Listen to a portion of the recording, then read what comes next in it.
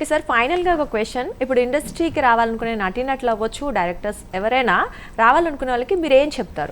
ముందర ఎంతో కొంత చదువుకుని రావాలండి నా ఉద్దేశం. నా చదువు అంటే ఏంటి? చదువు అంటే మీరు డిగ్రీ కాదు, అంటే మీరు వొకేషనల్ ట్రైనింగ్ కోసం చదివిన చదువు కాదు. మీరు ఇంజనీరింగ్ చదవచ్చు, ఎంబీఏ చదవచ్చు, ఎంసీఏ చదవచ్చు, అది మీ ఉద్యోగం కోసం చదివేది.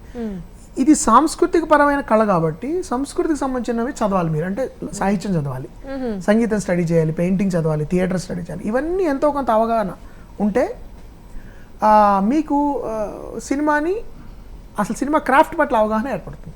అప్పుడు అందమైన సినిమాలు తీయడానికి మీకు అంటే ఇంట్రెస్టింగ్ ఫిల్మ్స్ తీయడానికి అవకాశం ఉంటుంది.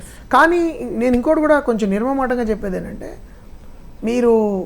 నేను డబ్బు సంపాదించడానికే వస్తాను, కళా గిళ నాకంతా కదా ఇవన్నీ వద్దు అని అనుకుంటే మాత్రం చదువుకోవద్దు. చదువు అనేది గొప్ప ఆటంకం మీకు. చదువు అనేది మీకు అనేది కొంచెం వ్యంగ్యంగా చెప్తున్నది నేను. చదువు అనేది ఒక శాపం. ఎందుకంటే చదువు వల్ల ఏమవుతుందంటే మీకు సెన్సిటివిటీ వస్తుంది, విషయాలు అర్థమవుతూ ఉంటాయి.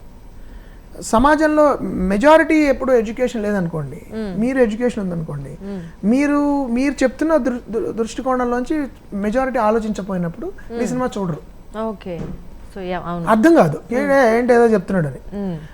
అలా కాకుండా మీరు కమర్షియల్గా తీయదలుచుకుంటే స్టడీ ద కమర్షియల్ డైరెక్టర్స్.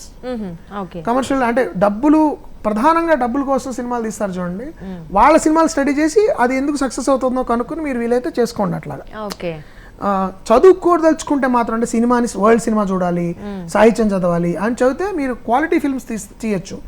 కానీ మీకు కష్టాలు కూడా ఉంటాయి. మాస్ సక్సెస్ రాకపోవచ్చు, మాస్ లెవెల్లో సక్సెస్ రాకపోవచ్చు, పెద్ద పెద్ద బడ్జెట్లు రాకపోవచ్చు, అవి రాకపోవచ్చు. ఎందుకంటే మీకు మీ సినిమాలు పెనిట్రేట్ అవ్వవు ఒక లెవెల్ దాటిన తర్వాత. ఎందుకంటే ఆబ్వియస్లీ వాళ్ళ టేస్ట్ మీరు చదువుకోవడం వల్ల మీకు కొంత రిఫైన్మెంట్ వస్తుంది ఆలోచనలో. అది వచ్చినప్పుడు ఆ రిఫైన్మెంట్ రీచ్ అయ్యే వాళ్ళకి వెళ్తుంది. ఏ జానర్లో తీయాలనుకున్నారని ఫస్ట్ మీరు డిసైడ్ చేసుకొని దాని గురించి ఏ టైప్లో తీయాలనుకున్నారు. అలా అని చెప్పి రిక్షా వాళ్ళకి తెలివితేటలు ఉండవు అని చెప్పట్లేదు. వాళ్ళు మనకంటే ఎక్కువ జీవితం చూస్తారండి. సినిమా మీడియం వాళ్ళకు కూడా అర్థమయ్యేలాగా సినిమా ఎలా తీయచ్చు ఆర్టిస్టిక్గా అనే దానికి ఎడ్యుకేషన్ ఉండాలి. ఇప్పుడు విశ్వనాథ్ గారు సాగర్ సంగము, శంకరాభరణం అందరూ చూశారు కదా. So it depends on your choice. నా పర్సనల్ అడ్వైస్ ఏంటంటే, స్టడీ బాగా చదువుకోండి, మంచిగా సినిమాని స్టడీ చేయండి, సాహిత్యాన్ని చదవండి, సంగీతాన్ని చదవండి, పెయింటింగ్ చదవండి, తర్వాత నాటకాలు చదవండి.